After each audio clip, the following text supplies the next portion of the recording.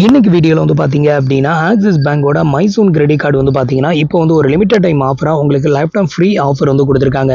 மற்ற நார்மல் டைமில் நீங்கள் இந்த கிரெடிட் கார்டுக்கு அப்ளை பண்ணீங்க அப்படின்னா இந்த கிரெடிட் கார்டுக்கு உங்களுக்கு ஜாயினிங் ஃபீ, ரெனிவல் ஃபீ ₹500 வரைக்கும் சார்ஜஸ் வந்து பண்ணுவாங்க.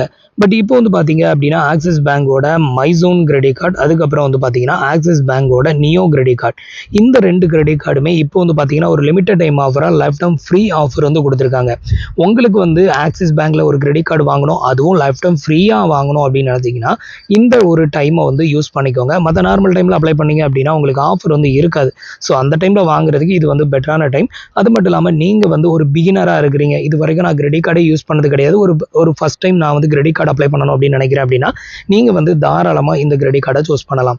இந்த கிரெடிட் கார்டு வந்து பார்த்தீங்க அப்படின்னா ரெண்டுமே ஒரு பேசிக் என்ட்ரி லெவல் கிரெடிட் கார்டு தான். ஸோ தாராளமாக வாங்கலாம். ஸோ புதுசாக கிரெடிட் கார்டுக்கு அப்ளை பண்ணுறவங்க இது மாதிரி லைஃப் டைம் ஃப்ரீ கிரெடிட் கார்டை யூஸ் பண்ணீங்க அப்படின்னா உங்களுக்கு யூஸ் பண்ண தெரியலை அப்படின்னா கூட உங்களுக்கு எந்த ஒரு எக்ஸ்ட்ரா சார்ஜஸும் வந்து இருக்காது. அதை யூஸ் பண்ணாமல் இருக்கும் பட்சத்தில் சார்ஜஸ் பிடிக்க மாட்டாங்க.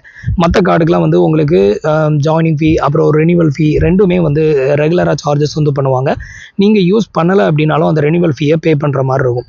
பட் நீங்கள் பிகினராக இருக்கும் பட்சத்தில் நீங்கள் அந்த மாதிரி ஃபீ எதுவுமே